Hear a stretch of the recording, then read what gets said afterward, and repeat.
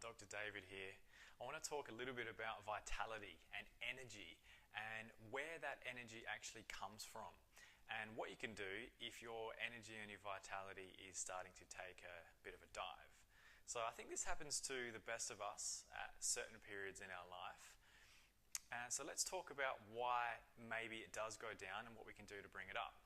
So firstly, on the mind, emotional, sort of consciousness side, there's some really good reasons why you'll feel a little deflated and flat and perhaps not excited about life.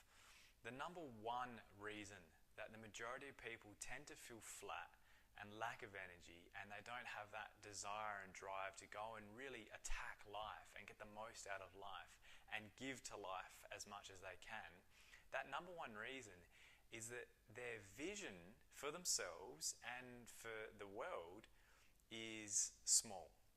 That they don't basically have much clarity of vision. So if all you're thinking about is what you're going to do in the next minute or the next hour or maybe the next day or week, your depth of vision is fairly narrow. If you have a large or a really wide or deep vision and it's clear, then you're inherently enthusiastic about going out and attaining those goals and dreams and seeing that vision come into reality. But if you can only see what perhaps is going to happen in the next hour or the next day, then that's not inspiring because you don't have anything off in the future. So the vividness and the clarity and the amount of details in that vision is directly proportionate to how much enthusiasm and energy and vitality you have for life. So if right now you're feeling a little bit flat and a little bit ho-hum about where it is that you're headed, sit down and work out what the number one thing is that if you started today could give you the most joy tomorrow, in a week, in a month or in a year. And try and see if you can expand out that vision until it becomes clearer and clearer so you've got something to work towards. The most energetic and enthused and inspired people on the planet have visions for themselves and for their community and for the world that expand beyond today. They go to weekly, yearly, monthly, decade, 100 years, and they go for eternity. They're not thinking about just today or just this week or the monthly or quarterly reports. They're thinking, how can I have an effect on myself and the world this year and this decade? And what legacy can I leave behind when I finally pass from this earth? If that is the clarity of your vision, energy comes from the infinite. It doesn't have a limit. So that's the vision and the clarity of your vision. Get clear on that and you have energy and vitality by the truckload.